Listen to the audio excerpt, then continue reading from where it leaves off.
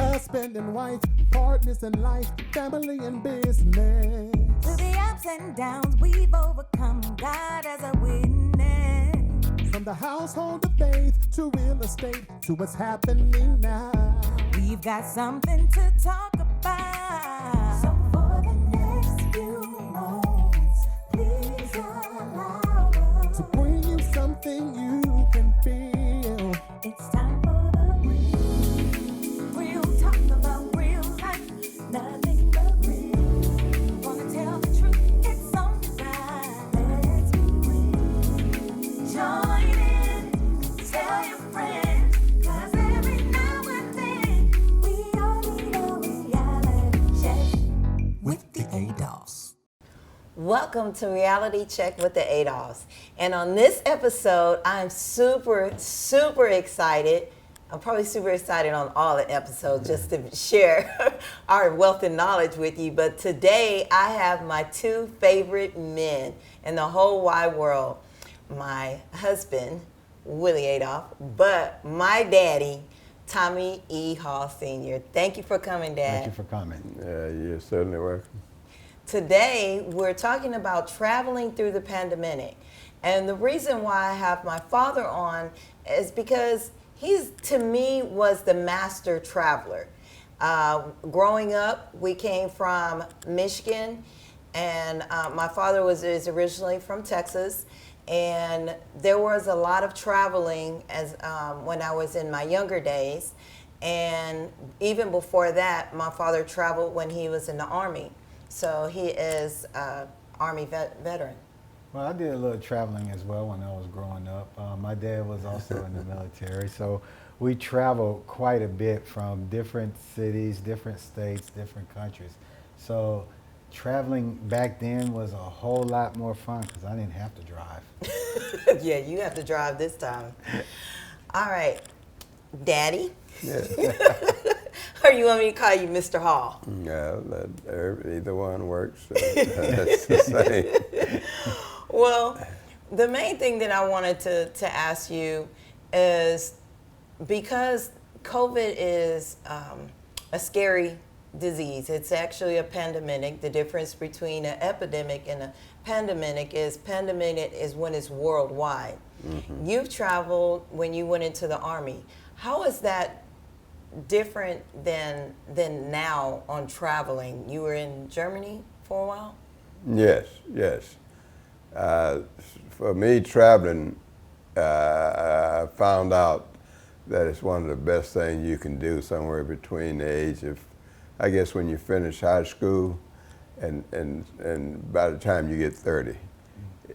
People that travel seem to have a very wide range of experiences, and it has a way of open up your mind and your thinking and looking at things. So by me starting off at the end of a community that was at the backside of a forest, and coming out of there and going through from there to the military, Louisiana, Georgia, New York, and then going over to Europe by boat. So I know that traveling then was much more simpler than it is today. And not only that, you didn't have to worry about where you stayed, who you bumped into, and all that. Because when I first got to Germany, a lot of youngsters was over there with nothing but a backpack, and they were doing a lot of traveling, and they just stayed. They had these houses set up that they would go and meet, and they'd stay in those houses. So that was simpler, and they didn't have to spend a lot of money. So, and in Germany, even the soldiers that had interest in traveling to the, I was in Germany, so you had Switzerland and Austria and France and other countries that were nearby, and they would just go and take a 3-day leave and then stay over there for 3 days and come back and tell how much fun they had. And then coming back, it was things in advance. I was fortunate to catch a plane back because the boat ride was a little hectic at that time. So that was some of the things that I'd done, and after I got back, I had a good experience of U.S. Came back to Texas, And then I decided to go to Michigan and try that. So I lived there for about 12, 13 years. After that experience, I didn't like the cold, so I said, well, Texas is where I was from, so let me hit the road and go back to Texas. So I just drove everything back to Texas. That's how I wind up back here. So I can deal with the heat better than I can the cold.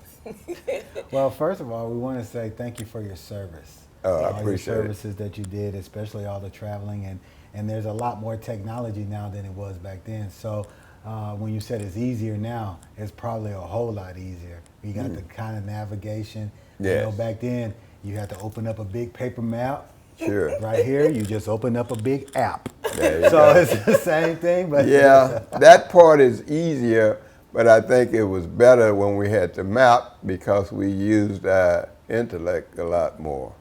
So I think a lot of youngsters today is going to miss out on a lot of things by just going straight to pushing a button. And that's how I was taught. My father taught me how to use a map and that book, That's Key right. Map. Right, that's We had what the it Key was. Map back in the day. And you guys, you and my mom traveled back and forth from Michigan to Texas. What are some suggestions that you have for long road trips? A long road trip, first of all, condition your condition. Second, make sure you check the condition of whatever vehicle you're going to be using. And once you do that, you map out your route, and then you also keep an eye on the weather. And once you do those things, most of the times we had our safe trip on the travel. Only one time when I was driving a foreign car, a Jaguar, and we came through Chicago, and we shouldn't have done that. We should have dropped straight down, but went through Chicago, one of the wiper blade blew off in the snow, and no Jaguar dealers in Chicago. Wow. No, so I had to look out the window. Oh, wow. Oh, man. Did you have any kids? Was I born then? No, no. That's a long time ago. Wait a minute. Yeah, you were After first the time. Jag That's house? right. The first time with the Jag. Yeah. So that leads me to my next question. How did you guys do it with 4 kids? I mean, Willie and I have 4 kids, and I can't imagine that long of a trip with 4 little ones. And I think we were under the age of 10. Right. But when y'all came along, I was able to have a larger vehicle, so it wasn't bad. But the main thing is you just was able to stop. Make sure you make your stops, timely stops, and that was pretty it. We didn't have any problem with food or anything like that. Fortunately, you guys were healthy, so you didn't have to be sick. That's cool. Guys, we're going to go to a commercial. Right now, we're with my daddy, Mr. Hall, and he's explaining to us about the difference between traveling back then and traveling now. And also, we want this episode to really put in your spirit to still travel, to still move around, but in a positive, planned way. When we're going to a commercial, and we'll be right back.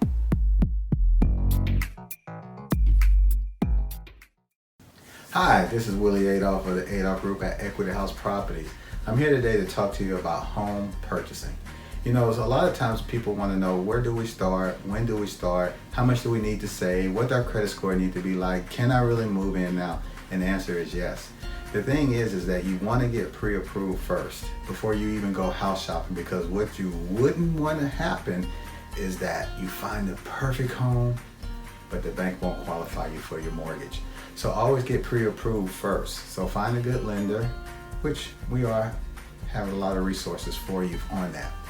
Second, you want to make sure that anything that's on your credit, if it's something that you can work with, let's work with it, because everything on your credit, you know, it depends on what it is for each mortgage company.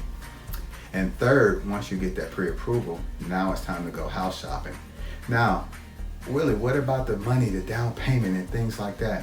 Well, they have a lot of programs that's out there. So based on your credit will depend on the down payment assistance that you can receive. But we do have a lot of resources and a lot of things that can help you. And everyone with the Adolphs Group will hold you by your hand and walk you through the whole process. So you can contact us at www.theadolphsgroup.com or 281-451-7087. And remember, when you have will, you have a way. 'Cause every now and then we all need a reality check with the Adolphs. Hi guys, welcome back to Reality Check with the Adolphs. Earlier we had spoken to my father about traveling back then, and we kind of ended with traveling with kids in a car. So Willie, last year, or was it the year before last, we did a lot of traveling. Right. We had 2 children that were graduating, one from high school and one from college. What do you suggest on having a plan? Well, I don't think it's changed much from back then. You want to kind of not just really have a plan, but be somewhat ready. You want to kind of look at the forecast ahead of time, not just that day, to see what you're going to be rolling into. You also, like Mr. Hall said, you want to make sure your vehicle, you want to make sure the oil is changed, the fluids are topped off, the tires are in well condition. You don't want to go in with some bad tires and have a flat, because the worst thing to do is pull over, because it's never a right time to have a flat. Yeah. So making a plan is kind of having an outline of where you're going to go before you get there. Kind of, as you said, the map, look at it. For us, we have the app, we can open it, spread it, but it is kind of easier when you have a map and you can kind of have an idea, okay, I'm going through this city, it's shorter for me to cut through here, even though the GPS and the technology today can help, but it kind of helps us, because when we traveled, we had to make sure that what was the best route for us, due to who was all riding with us.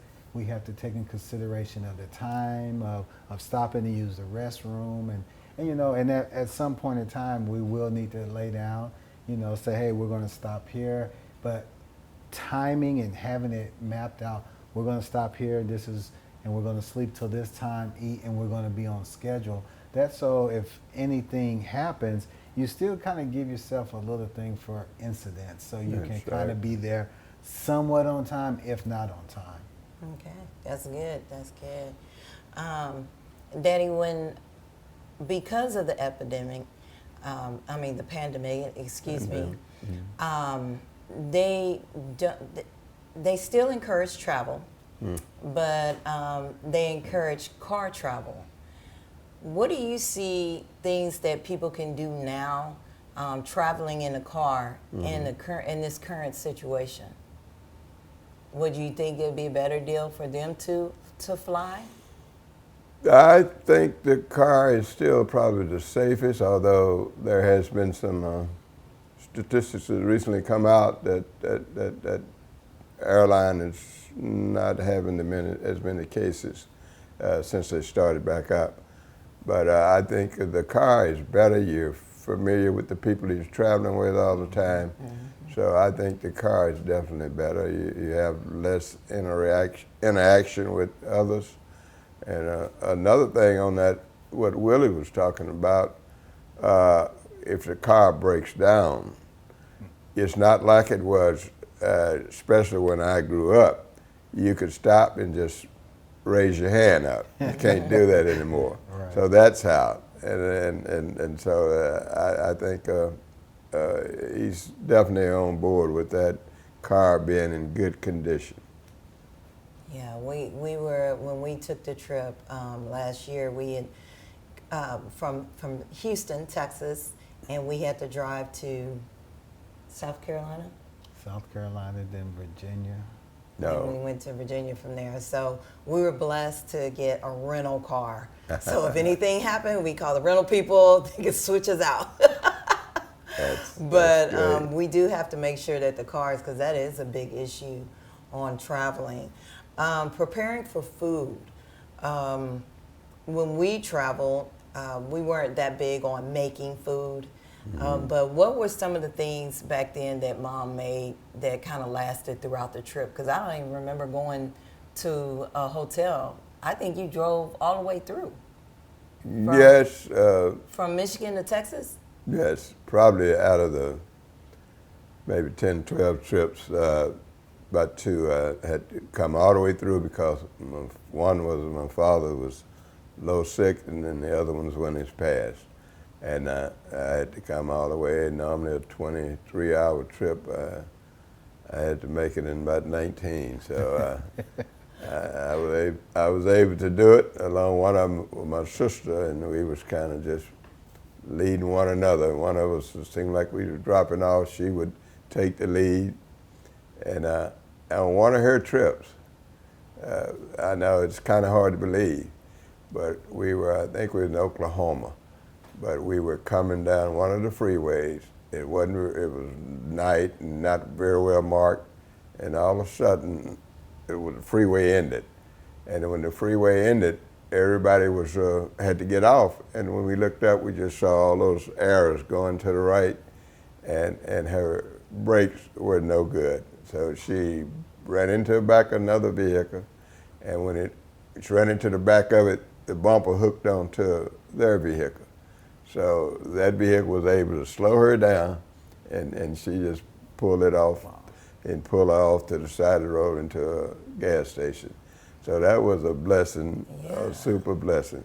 Because if we had gone through that barricade, I don't know how much drop off it would have been. Wow. Oh my So goodness. sometimes, you have situations that happen to you, and a lot of people say, well, you can just call a tow truck. But guess what? Like you said, you don't know what's on that other side, how far it is. Yeah. And it seemed like God said, hey, here's your tow I truck got you. right here. I Yeah. got you. We're going to go ahead and pull you safely to the side. That's exactly what happened. And Divine about intervention. another day, she got the brakes fixed, and not the car, but the brakes. So that's the main thing. So, a little off subject, you said that you had a sister, and you also said that you were from Texas. What brought you to Michigan? Well, just out of service, so I was trying to find the best place to start looking for employment. And at that time, the economy in Michigan was much better than Texas, and especially as far as getting employment that was credible. And I had to get pay more or less. And once I got there, I didn't have any problems. I got a job at Ford, and everything went on from there. That's awesome. It's always really good to hear stories of the past and compare it to the future, but nothing is as real as the coronavirus, as COVID-19. But we still have to enjoy life. But this way, we need to be very strategic on our planning and what we need to do to enjoy ourselves and still continue to travel. We were going to a commercial, and we'll be right back.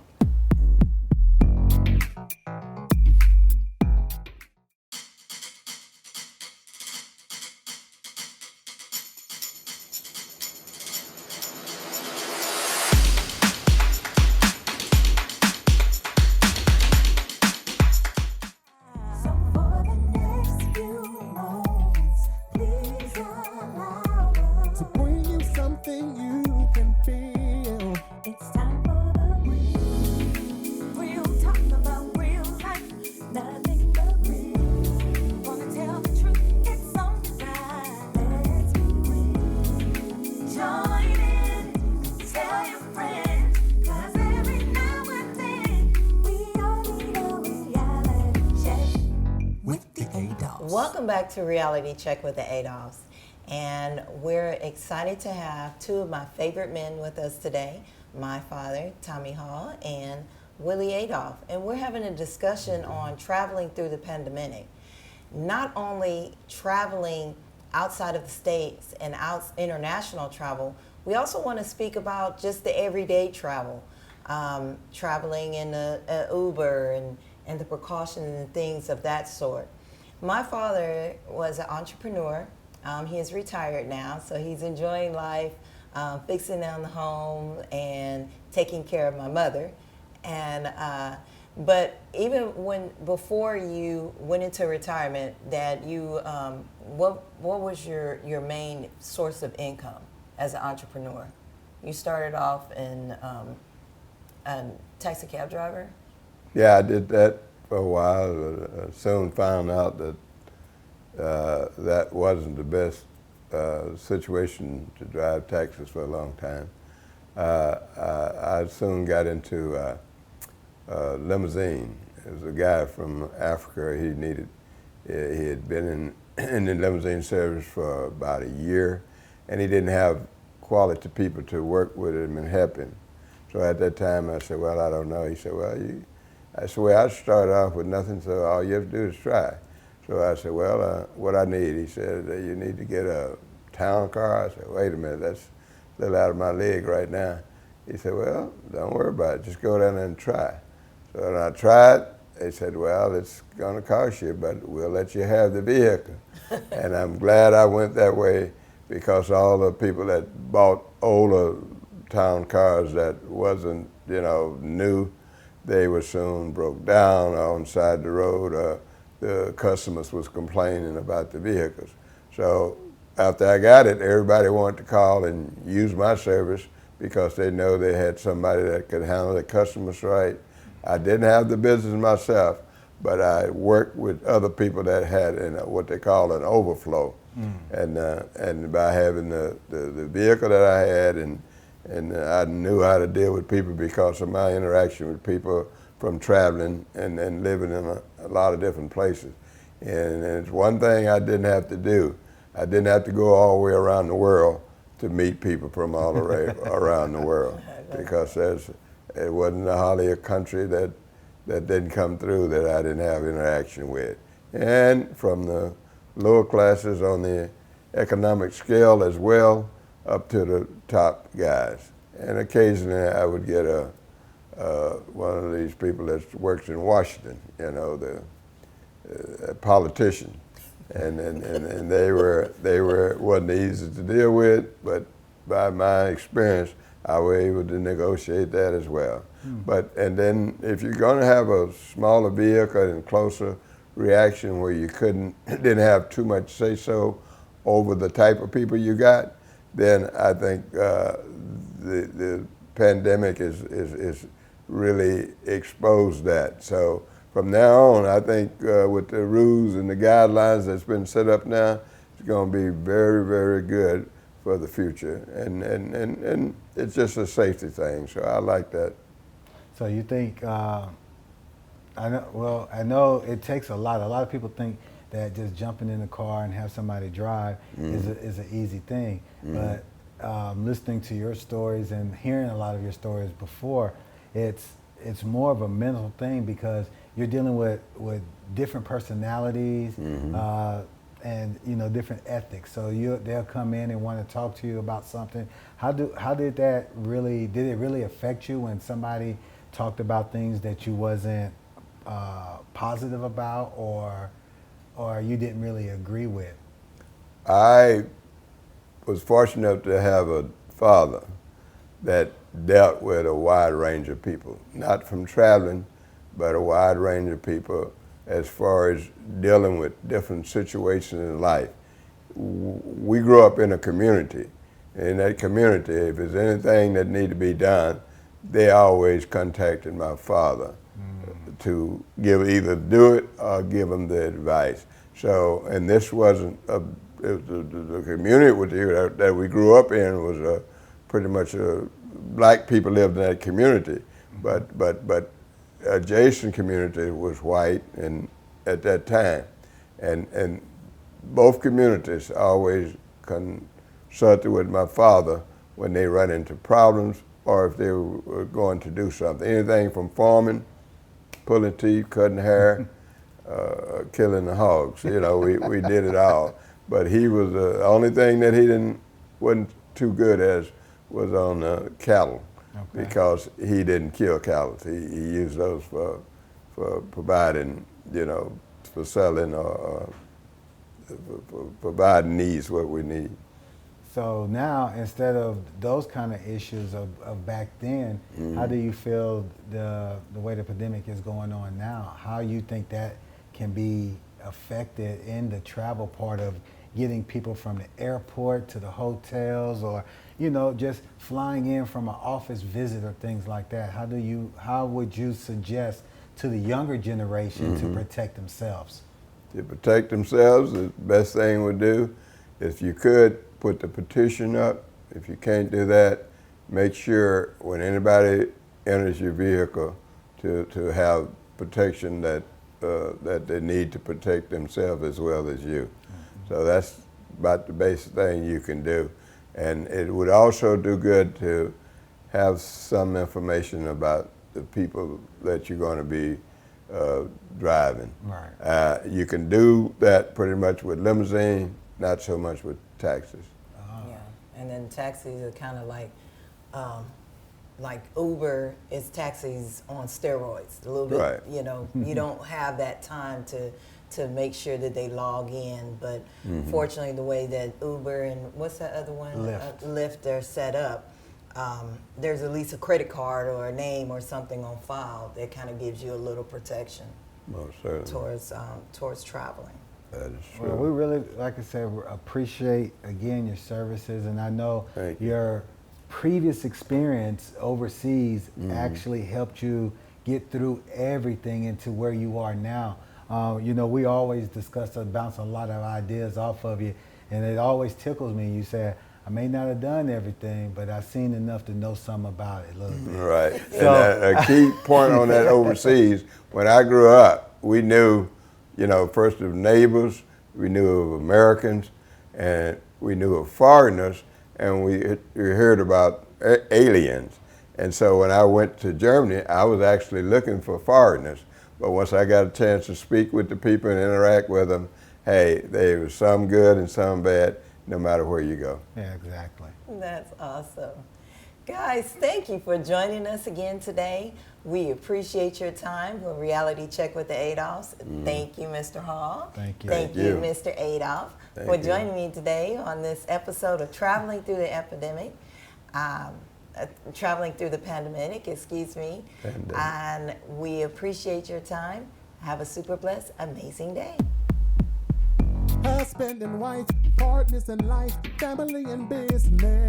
Through the ups and downs, we've overcome. God as a witness. From the household of faith to real estate to what's happening now. We've got something to talk about.